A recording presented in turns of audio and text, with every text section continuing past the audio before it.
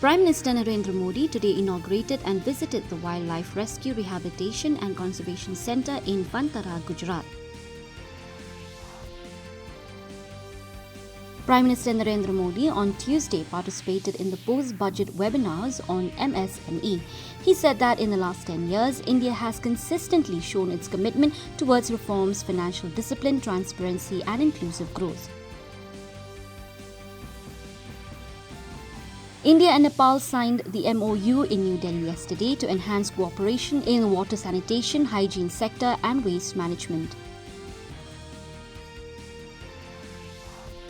Union Health Minister Jagat Prakash Nadda chairs the 9th meeting of the Mission Steering Group of the National Health Mission in New Delhi.